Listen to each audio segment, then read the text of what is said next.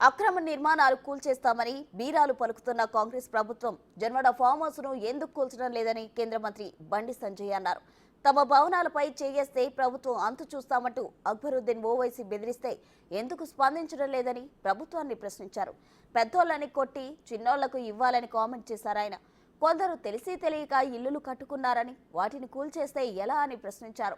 ఓవైసీ భవనాల అంశంపై సీఎం ద్వంద్వ వైఖరి వ్యవహరిస్తున్నారని ఆరోపించారు. కన్వెన్షన్ హాల్ లాగానే అన్ని ఆక్రమణలను కూల్చేయాలని సంజయ్ అన్నారు.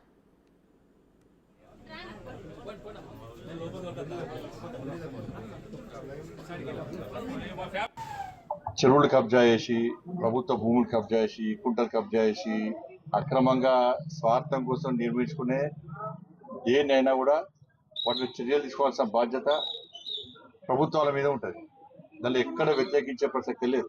కన్వెన్షన్ గుర్చేసి సినిమా ఏంటంటే సినిమా న్యూస్లు చూపెట్టారు, సినిమా చూపెడతలేదు. అంతే సినిమా పెద్ద పెద్దోళ్ళకి కూల్చి ఏదో ఒకటి రెండు కూల్చి చిన్నోళ్ళను కూడా ఇబ్బంది పెడతా అంటే ఇది ఏ విధంగా సమంజసం? ఒకసారి ఆలోచించాల్సిన అవసరం ఉంది. వేసి కల్చర్ దాని మీద ఎందుకు చర్యలుకోరు?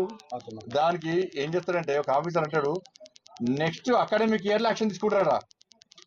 అబ్బా ఏం ఆఫీసర్ చాలా బాగా ఇచ్చినావు, మొత్తంలో వాళ్ళ ఎగ్జామ్షన్ చాలా బాగా ఇచ్చినావు. దానిలో విద్యార్థులను ఆదుకోండి, దానిలో విద్యార్థులకు అన్యాయం చేసేటువంటి ప్రయత్నం చేయకండి. అంతకంటే టాప్ కాలేజీలో అడ్మిషన్ ఇప్పియండి, వాళ్ళకి ఏదో రకంగా వాళ్ళకి వెసులుబాటు కల్పించండి విద్యార్థులకు. కానీ దాన్ని ఎందుకు చర్య తీసుకోరు? అంటే దానికేమో 1 year ఎగ్జామ్షన్ ఇస్తారు, మీట్ అవ్వటం కూల్చేస్తా అంటారు. ఇది ద్వంద్వ విధానాలు. కొంచెమన్నా ఆలోచన ఉండాలి. చెయ్యి వేస్తే మీ సంగతి చెప్తాన్నాడు.